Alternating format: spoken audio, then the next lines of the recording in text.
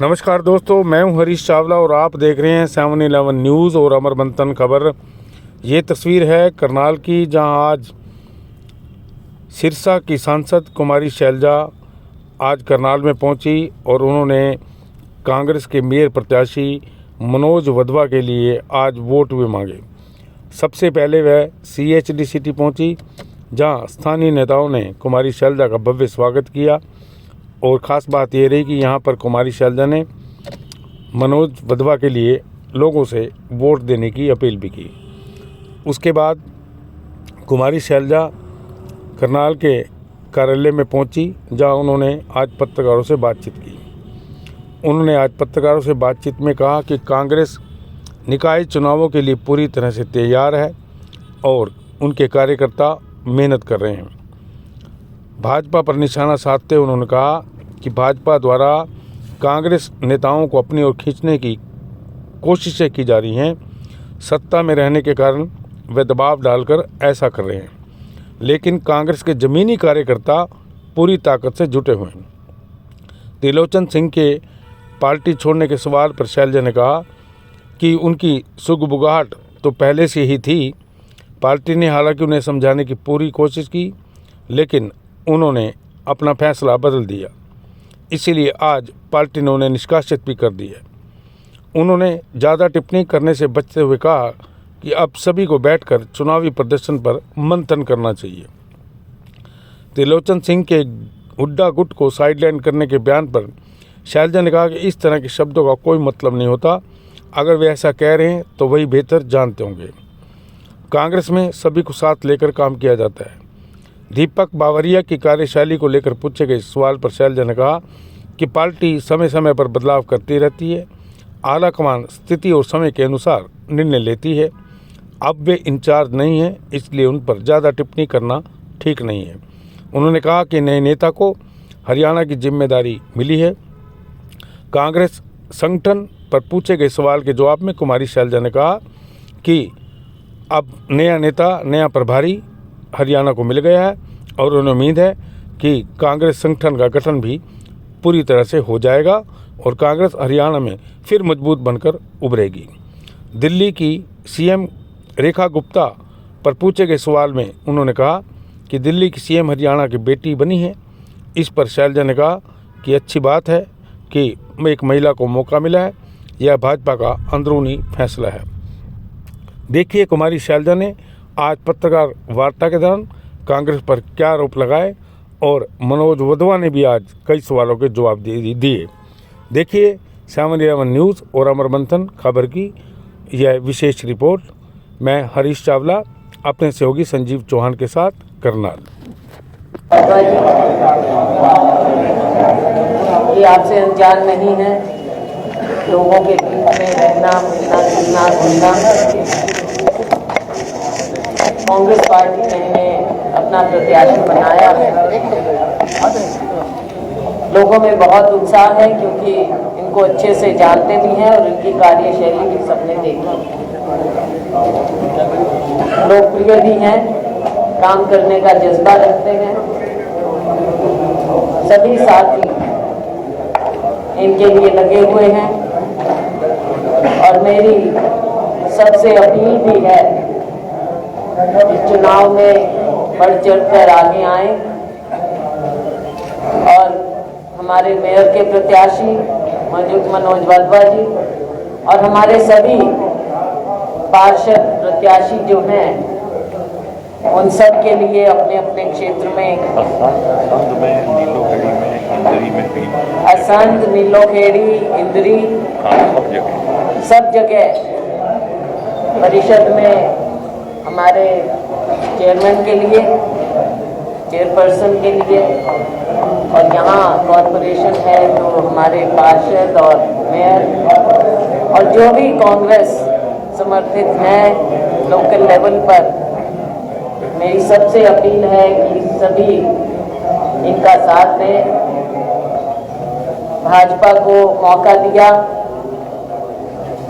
विधानसभा में, जैसे भी यहाँ पर सरकार बनी लेकिन खास तौर से मैं आपसे अनुरोध करूंगी और मीडिया के माध्यम से मैं सभी से अनुरोध करूंगी कि करनाल मुख्यमंत्री सिटी होने के बावजूद, मुख्यमंत्री जिला होने के बावजूद और पार्लियामेंट्री कॉन्स्टिट्यूएंसी होने के बावजूद जो यहाँ पर कार्य दिखना चाहिए था वो नजर नहीं आया। बहुत सी खामियां रही हैं, कमियां रही हैं, स्कैम पर स्कैम हुए। हमने बार बार आप लोगों के बीच में आकर बातें उठाई। सबसे ज्यादा जो आम नागरिक के जीवन को प्रभावित करती हैं वो है लोकल बातें। जब वो घर से बाहर निकलता है, चाहे उसकी गली की बात हो, चाहे कचरे की बात हो, चाहे पानी की बात हो, बिजली की बात हो, सरकारी दफ्तर में जाकर छोटी छोटी अपनी एप्लीकेशंस की बात हो, हर तरह की जो उनकी ज़रूरतें हैं उनके लिए जो उनको लोकल स्थानीय निकाय में जाना पड़ता है, दफ्तरों में जाना पड़ता है और जो दिक्कतें सामने आई हैं, पहले घोटाले भी बहुत हुए। तो आज एक मौका है कि यहाँ पर स्थानीय निकाय में, कॉर्पोरेशन में वो हमारे सभी पार्षद प्रत्याशियों का साथ दें, कांग्रेस पार्टी को जिताएं, हमारे मेयर का साथ दें और जो नगर परिषद में हमारे चेयरपर्सन लड़ रहे हैं उन सभी का साथ दें, ताकि आने वाले समय में इस सरकार को, राज्य सरकार को आप चौकन्ना कर सकें और आप लोगों के काम हों। कांग्रेसी नेताओं को आज पार्टी ने निकाला है, चाहे करनाल की बात करें या हिसार की बात करें। जी बिल्कुल, क्योंकि इन्होंने पार्टी में इन्हें बहुत पहचान दी, सब जानते हैं, टिकट भी दिया, टिकट भी आसानी से कहाँ। प्रत्याशी बहुत, उम्मीदवार बहुत होते हैं, टिकटार्थी बहुत होते हैं, लेकिन पार्टी एक बार फैसला करती और वो करके इनको मौके भी मिले, लेकिन उसके बावजूद पार्टी में आस्था ना रखते हुए भाजपा में गए हैं, सत्ता पक्ष में गए। जो भी कारण हुए, लेकिन अब पार्टी के खिलाफ हो गए हैं तो पार्टी ने उन्हें निष्कासित किया। 10 सालों से कांग्रेस बगैर संगठन के चुनाव लड़ रही है और एक भी चुनाव नहीं जीत पाई। क्या लगता है आपको इस बार भी बगैर संगठन के चुनाव लड़ रहे हैं तो कैसे जीत पाएंगे? नहीं, ये लोकल लेवल पर है। हमारे कांग्रेस के कार्यकर्ता मेहनत कर रहे हैं, लेकिन पीछे जैसा आपने कहा कई साल से हमारा संगठन नहीं रहा। संगठन बनना चाहिए था और आपके बीच भी मैं कई बार आई और ये बातें पहले भी हमारी हुई हैं, आपकी हमारी, संगठन के अभाव की। लेकिन अब हमारे नए प्रभारी बने हैं और हमें पूरा विश्वास है कि वो, क्योंकि एक बहुत मैच्योर मंझे हुए पॉलिटिशियन हैं, संगठन के व्यक्ति हैं और उन्होंने पहले भी हरियाणा को देखा हुआ है, तो हम पूरा विश्वास रखते हैं कि वो बहुत अच्छे ढंग से बैलेंस करते हुए संगठन को बनाने में हमारी मदद। मैम, आपने कहा कि कांग्रेस ने उन तमाम लीडर्स को पहचान दी थी जिन्होंने आज कांग्रेस का दामन छोड़ दिया, लेकिन उन लोगों ने आरोप लगाया कि कांग्रेस में भीतर घात है, कांग्रेस के अंदर मान सम्मान नहीं मिला, जिस कारण से उन लोगों ने कांग्रेस को छोड़ा। छोड़ के जा रहे हैं तो कुछ तो कहना ही होगा ना उन्होंने, कुछ तो कहेंगे। लेकिन वार्डों के लिए भी प्रत्याशी नहीं मिल रहा है राष्ट्रीय पार्टी। देखो, बात ये नहीं है, कई बार से ज्यादा लोकल लेवल पर कॉम्प्लिकेशन सी हो जाती है, इसलिए।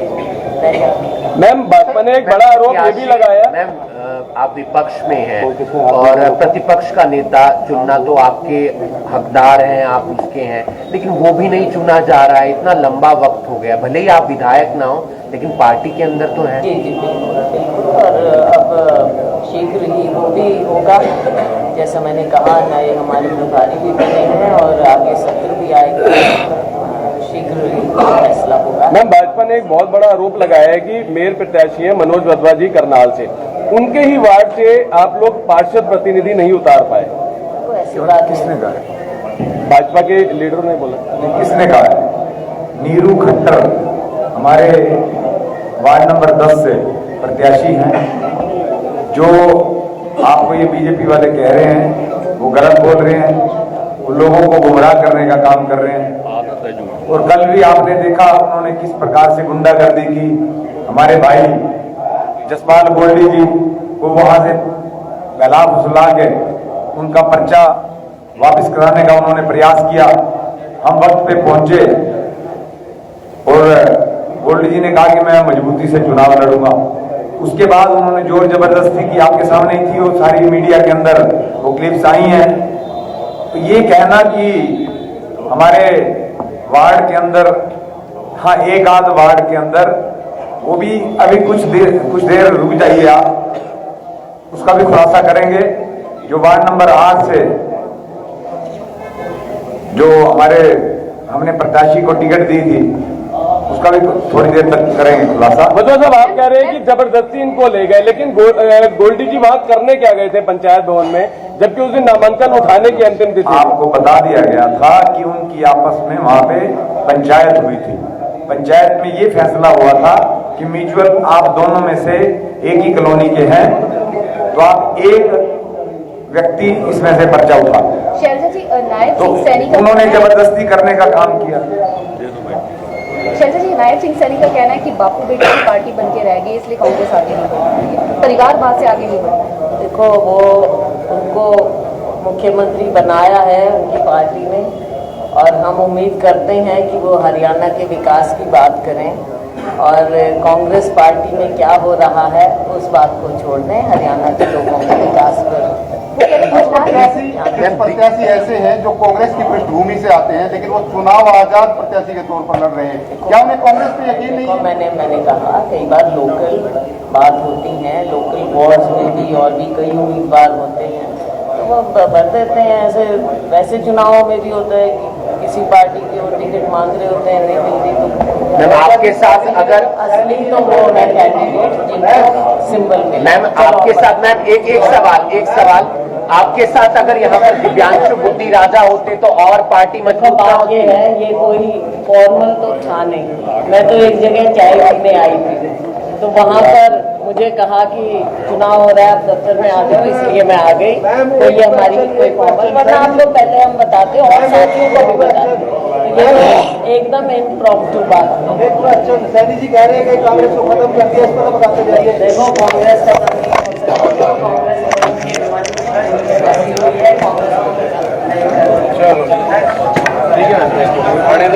कुमारी सैलजा यहाँ पर तमाम सवालों का जवाब देती हुई नजर आई। कांग्रेस दफ्तर में वो पहुंची थी, चाहे संगठन को लेकर बात हो या तमाम और मुद्दों को लेकर बात हो, उन्होंने अपनी यहाँ पर बात रखी और तमाम कार्यकर्ताओं से मुलाकात करती हुई नजर आई। ये तस्वीरें आप अभी अभी ब्रेकिंग के माध्यम से देख पा रहे हैं। कुमारी सैलजा यहाँ पर पहुंची हैं और प्रेस कॉन्फ्रेंस की तमाम सवालों के जवाब दिए, चाहे वो संगठन की बात हो या पार्टी की गुटबाजी की बात हो, लेकिन तमाम सवाल गुटबाजी को लेकर हमेशा होते हैं। वो गुटबाजी आज भी दिखती हुई नजर आई। अगर दिव्यांशु बुद्धि राजा यहाँ पर होते तो शायद वो मजबूती और पार्टी को मिल पाती, लेकिन वो यहाँ पर नजर नहीं आई। ये तमाम चीजें हम आपको दिखाते हुए नजर आए, क्योंकि दिव्यांशु बुद्धि राजा भूपेंद्र सिंह हुड्डा के गुट से आते हैं, लेकिन कुमारी सैलजा एक अलग गुट से हैं। जाहिर सी बात है वो यहाँ पर नहीं